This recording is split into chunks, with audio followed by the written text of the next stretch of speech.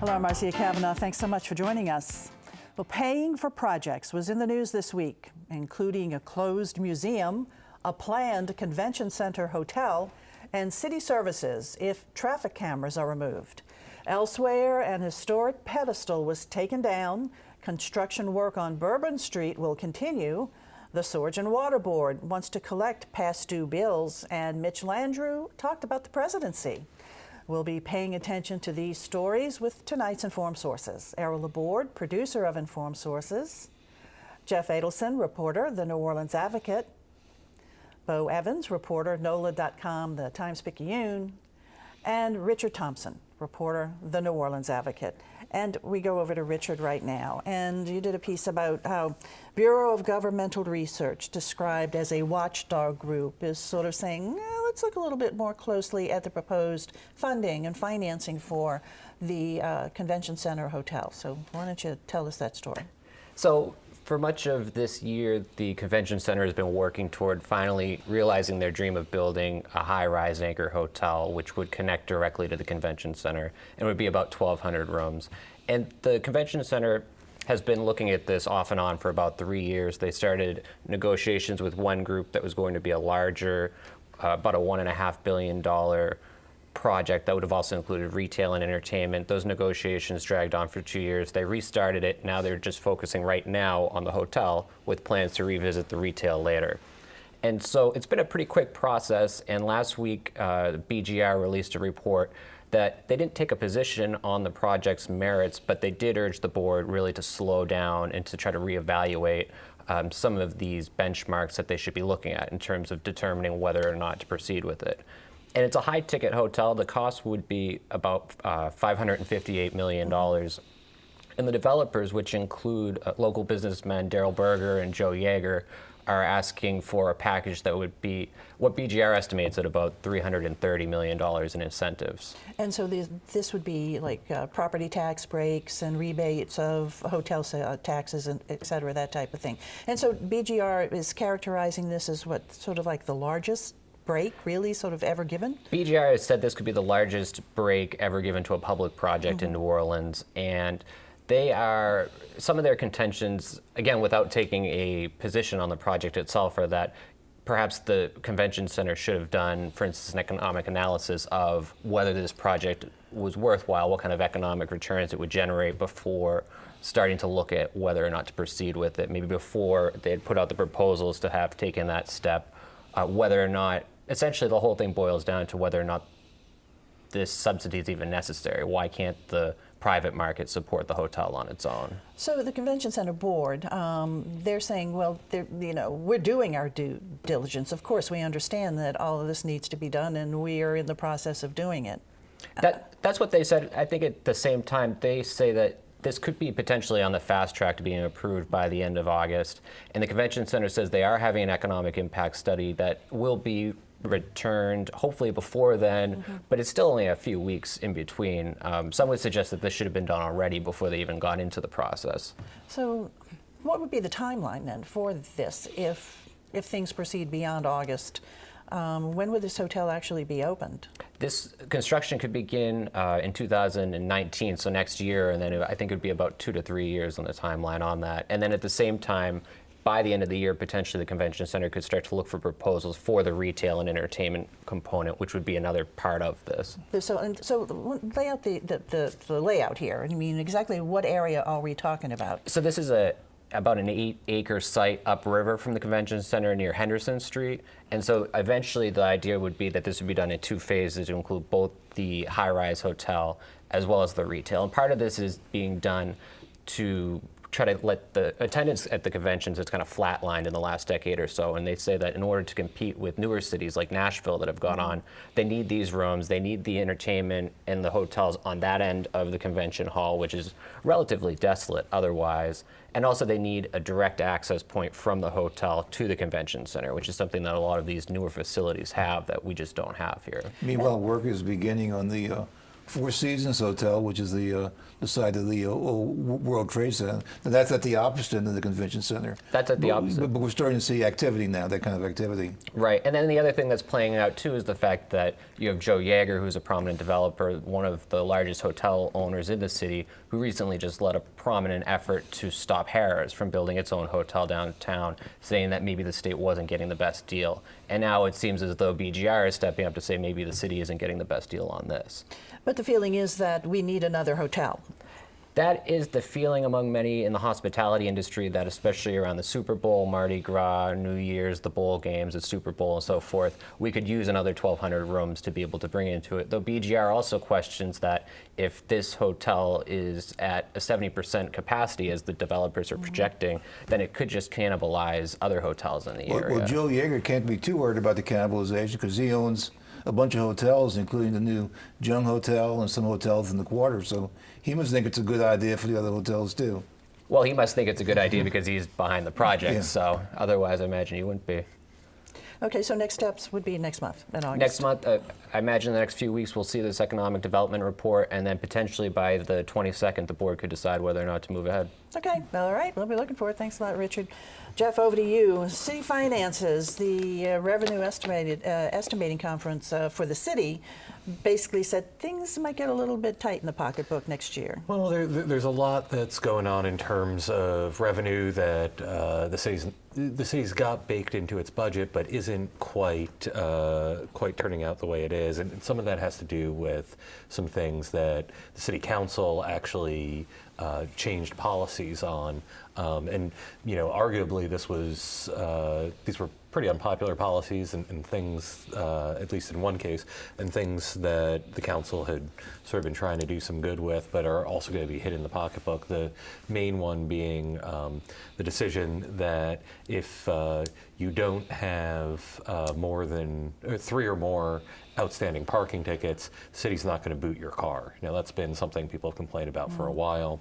People have gotten booted for as few as 1 ticket, but that's going to have a significant cost to the city, about $2.75 million. Because people aren't paying their tickets. Well, that's the theory, and a lot of this is still very speculative. Even the economist who puts together these revenue forecasts said, look, we don't know exactly what's going to happen, but her projection is that without the threat of being booted, only about 20% of people who have 1 or 2 tickets are actually going to pay them, because otherwise, what's the incentive? But the real hot button issue is the traffic cameras. Traffic cameras. Now, the traffic cameras are actually where some of the revenue is being made up. It turns out that because of a combination of accounting issues, actually some parking ticket money, or some traffic camera money had been counted as parking ticket money. That was about $2 million. And because of some additional tickets coming in a little higher than expected, that's another $2 million. So the traffic camera program is now actually up to about $29 million in total revenue every year. The city keeps about 3/4 of that, so it's about $22 million that they, added to the budget. And Okay, so what is Mayor Cantrell's position then on the traffic cameras? Because that's something she campaigned on, was maybe to do away with them. She very, very clearly campaigned on getting rid of the traffic cameras. Since taking office, Mayor Cantrell has actually made a number of comments about being concerned about where the budget is, and out of that, she's sort of now said, you know what, I don't know if we're going to get rid of all the cameras. She's now proposing that cameras be left in school zones and only used when schools are getting out, or when students are going to or coming from schools, the times the lights are flashing. And that would drop the total amount that the city gets out of the program to about $4.7 million. So that'd be a lot of money that would need to be made up once the budget process starts this fall. Also, for year 2018, there were some one-time revenues, not recurring revenues, and that those are going to drop away. Those are going to drop away. I think one thing that needs to be remembered is that in a lot of cases, the long-term forecasts in the budget nobody knows what the one-time revenues that are going to be available in a year are. Sometimes you can predict it. There were things like the Four Seasons development, actually, where they knew that in 2017, 2018, they were going to be getting some money out of that. But a lot of times, the long-term forecasts don't really have the ability to account for that. So usually, the city economists and city officials all sort of say that, don't read too much into what those forecasts say at the moment, because grants could come in, other revenue sources could come in. So bottom line, right now, the city's kind of balanced at this point? The city's more or less in balance. There's going to be some decisions that need to be made. There have been some things over the course of the year that have come in a little higher. NOPD overtime and salaries, for example, were a little higher than expected. But the budget itself doesn't look to be in too bad shape at the moment. Big question is going to be what the budget looks like next year. Okay, all right, Jeff, thanks a lot. Over to Bo right now, and another agency that's really looking for money right now because they said it's time to start collecting unpaid bills is Sewage and Water Board. So are they still on track to begin paying these unpaid bills by August 1st? So far as I know, I haven't heard anything to suggest otherwise. The backstory on this is that due to some of the issues that they've been having with very large bills, or perhaps people not even getting bills at all, following the launch of a new billing system back in late 2016, the Sewage and Water Board instituted a moratorium on shutting off people's water for unpaid or disputed bills. And the plan is to end that moratorium and start gradually shutting people's water off if they have a delinquent bill. Now, as it was explained at a City Council committee meeting on Public Works on Tuesday, that the shutoffs wouldn't apply for people who have formally or officially disputed their bills. That number is estimated at around 6,600 customers. Nor would it apply to about an estimated 9,000 people, 9,000 customers who simply haven't received bills in a while and are concerned about, are they going to shut my water off if, I haven't been paying a bill? And so the key number is about 17,000 people who have delinquent bills that are not under dispute. So if they do go forward with the shutoffs on August 1st, which is Wednesday, then there could be a process of shutting off a large number of people's water. Which council, as you mentioned the other day in the committee meeting, didn't really sound too keen on doing this. They're kind of questioning really the process and just how efficient is this process. Correct. To review and collect. So the City Council, they have several new members, and since taking office in May, they've had two very lengthy all-day committee meetings on the Sewage and Water Board. The committee is chaired by Joji Russo, and at the most recent meeting on Tuesday, it was very clear that they're not on board with reinstituting the shutoffs. At one point, they even kind of just went around the table and took a vote on would you support shutoff, and all of them said no. Of course, the important thing to note is the City Council only has sort of Correct. moral authority here. Right. They don't, or the bully pulpit. They don't really have a say over the Sewage and Water Right, Board. they're So- able to approve rate Right. changes, but they recently, in the last few years, did do that. So it's up to the Sewage and Water Board, really, to make the Ultimately. final decision if they're going to do shut-off and really force the collection. It's going to be hard to find a council member anywhere in the world who wants to go on record as being in favor of shutting off Shutting water. off people's water.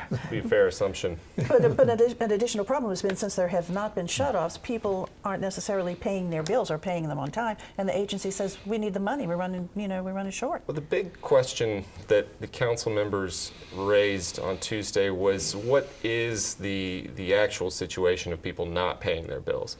Are there people, there are a number of people, we don't know exactly how many, that believe that they have been, getting charged high bills, and they pay, a portion of it.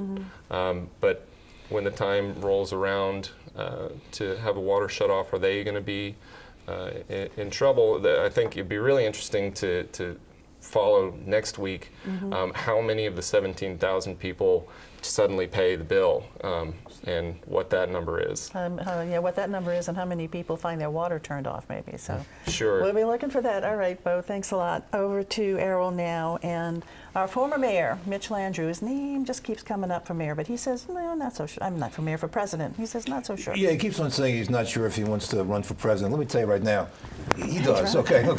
The question is how and when. And a better strategy might be not to run the next election, and the assumption that President Trump could win and might be the favorite to be reelected. If he does run again, he'll be term limited, so 4 years after that, and Landrieu is still a relatively young man, and so maybe get some Democrat to run next time, and then set the stage for Landrieu.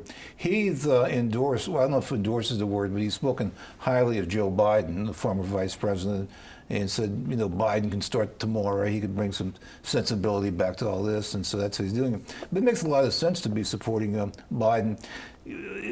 Historically, a big city mayor needs really one more thing between being the mayor and being president, because there's never been someone elected to the presidency directly from being mayor. There was Grover Cleveland, who was mayor of Buffalo, but he became governor of New York. And I think you need something else. You need to be like a senator or a cabinet official. And to me, the best strategy for Landrieu might be for to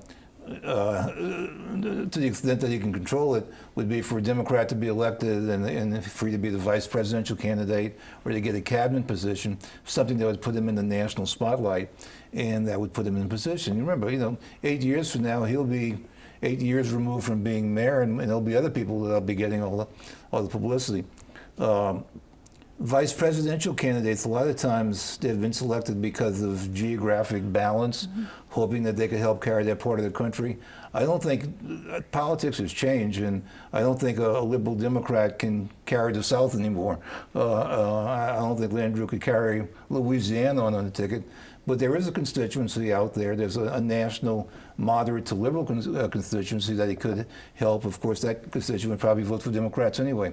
So it's out there, and he's getting a lot of coverage. The whole monument controversy put him on the map as far as getting national coverage. And what happened is he was interviewed by CNN this week, and then he mentioned the Biden thing, and that made a lot of news.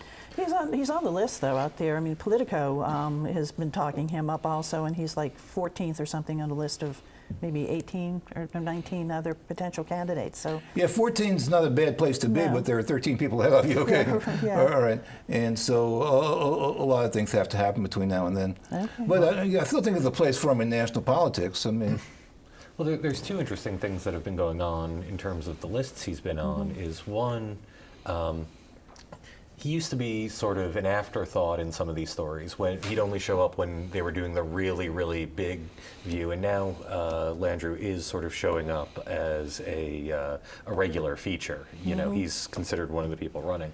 But as Errol was saying, he did just do this interview, more or less endorsing Joe Biden, which sort of plays into the idea, also as Errol was saying, that maybe what he's looking for is a cabinet position or some other prominent position, which of course was a theory that was going around about what would happen if Hillary Clinton had won, that he'd end up in a Democratic administration. And the natural cabinet position would be HUD, Housing and Urban Development, which is the same office that his dad, that his dad once held. His dad, I don't think, enjoyed it very much and didn't stay very long, but if he could serve, a full presidential term as Secretary of HUD, that could certainly build a lot of credentials at the national level. But I think it's been pretty. We'll see what happens to a former mayor. I'm sorry, I didn't hear you. We we go on, but I was just saying, I think it's been pretty interesting that he's been consistent in his view that a mayor would be well placed to be a president as a to have that sort of executive experience. That's true. As far as experience, I think being a big city mayor is tougher than being president because presidents have all the resources in the world, plus they could be cool and ride in the Air Force One. A mayor is right there, right in the fire, and needs the same kind of executive skills. It's just politically it doesn't work because every mayor has to answer for potholes in the street and for crime and all of those kind of issues. That's why they need something else. Well, these are changing political times, though, too, so we shall see. Okay, Richard, back over to you. African American Museum. Some lenders are suing the museum. So the museum's been closed for almost 6 years now, and it's really been in shaky ground since its inception at the end of the Morial administration. And so basically, the museum's the latest kind of ripple effect in First NBC's collapse last year, in that the museum had taken out a loan from the bank about 6 months, almost a year before the bank failed. When it failed, a group of local businessmen headed by John Cummings, the New Orleans lawyer, real estate investor, and also the owner of the Whitney plantation, negotiated a deal to buy the loan directly from the FDIC, and he did it with the blessing of the museum's board. Once he had bought the loan, it sounds as though the museum's board, according to his telling of it, has kind of turned their back on him. And so he is trying to, with this group, get the museum back up and running. He thinks that within a year, if he's given his way with it, and they're able to show some leadership and get some fundraising together, that it could be a real world-class New Orleans destination. Because the museum has just really run into trouble. It hasn't been open since 2013. It hasn't been open for years now, and also in the last few months, a few of the buildings have received demolition by neglect notices from the city. And it's just falling on hard times. And so the loan was probably one of his last chances to turn around. And so what he's trying to do is, the loan is backed by the museum's property, its collateral. He's trying to protect his collateral, and they're trying to get this back on the right track. No, he says, Cummings says that he has no intention of taking over the museum or running the museum. He just wants to help it get it stabilized. That's what he says. He says that he has the backing. He knows people that would be able to help do that and start getting it down that path. And he, of course, has some background in that, too, with the Whitney plantation. And he says that's not his interest. He'd like to try to see this move forward. And so ultimately, he filed suit recently against the board in civil court. They were due for a hearing yesterday. The hearing was delayed while they went into negotiations today, actually, to try to see if they could find a path forward on this. Those are beautiful buildings, and it's just really a pretty big chunk of Treme. It's in a beautiful area, so good luck to them. It'd be great to see it back in commerce, back running. All right, thanks a lot, Richard. Back over to you now, Bo. Bourbon Street, more construction, or demolition and construction, we should say, then also demolition of a pedestal, removal of a pedestal. Let's go first to Bourbon Street. Right, two separate issues there, but in terms of Bourbon Street, as a lot of people are aware of, the plan has been to fully reconstruct the first 8 blocks of Bourbon Street from Canal all the way to Domain. The first 4 blocks were completely gutted and finished. It took from April to about December, January of last year. And originally this was estimated to be around $6 million as part of Mayor Landrieu's safety plan after a previous Bourbon Street shooting, which we had a Bourbon Street shooting in the news today. But so the cost for this just started going through the roof. And so they split it in half. And so now Entergy crews, contractors are out kind of laying the electrical groundwork ahead of when the city is going to have its contractor, which I don't believe that they have picked yet. Or maybe Jeff knows. No, I think you're right. I don't think they have. Right. I think bids were actually due for this yesterday. So the difference with this is that originally they bid out a maintenance contract for the Bourbon. Well, they added the scope of work for the project onto this maintenance contract, which typically you would do things like minor street repair here or there, but they asked the contractor to do the whole thing. So now they bid out the next 4 blocks totally separately, and it should get started couple of days after Labor Day. Okay, after Labor Day, and that's going to be, once again, digging up everything, going in there, in the pipes, et cetera, and That's sort right. of repeating what was done in the upper end of Bourbon Street. Okay. That's the idea. The other thing that we wanted you to talk about was the removal of the pedestal that had held the Beauregard statue, which of course was removed last year. So that started this week. How's that going? On Tuesday. It's still going on as of about an hour ago when I drove over here. It began on Tuesday. They're removing the pedestal from in front of City Park.